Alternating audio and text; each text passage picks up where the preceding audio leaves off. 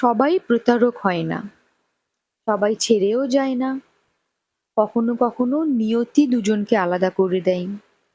আসলে ভাগ্য বলে একটা জিনিস আছে, যে মানুষটা তোমার ভাগ্যে নেই, শত চেষ্টা করলেও সে মানুষটা কখনোই তোমার হবে না। প্রায় দেখা যায় দীর্ঘ ৮-১০ বছর সম্পর্ক আগলে রাখার পরেও মানুষ দুটি আলাদা হয়ে গেছে। দুজনের চাওয়াতে কোনো ত্রুটি না থাকার পরেও তারা এক হতে পারেনি। দুজন দুজনকেই সমানভাবে বোঝা, ভালোবাসা, কেয়ার করা, শ্রদ্ধা ও মূল্যায়ন করা সত্ত্বেও শেষ পর্যন্ত বিয়েটা আর হয়নি। কখনো কখনো এমনও হয় যে বিয়ের আসরে বসেও বিয়েটা ভেঙে গেছে।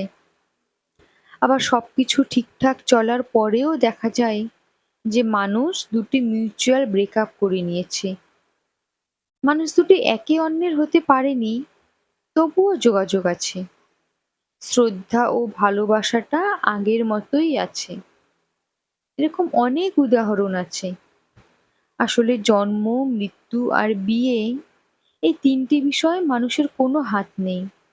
সৃষ্টিকর্তা এই বিষয়গুলো নিজের হাতে রেখে দিয়েছেন। তোমার জন্য যা বরাদ্দ না, তুমি শত চেষ্টা করলেও তা নিজের করে পারবে না। পরিবার, চাকরি, ধর্ম, যোগ্যতা, এগুলো তো উচ্ছিল্য মাত্র।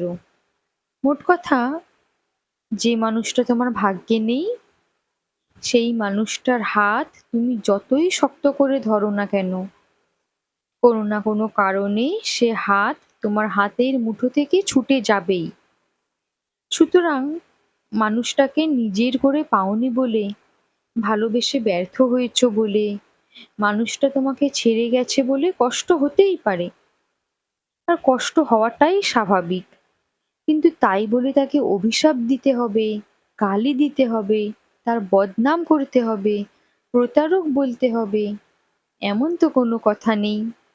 ভালোবাসলে যে তাকে পেতেই হবে, এমনও কোনো কথা নেই।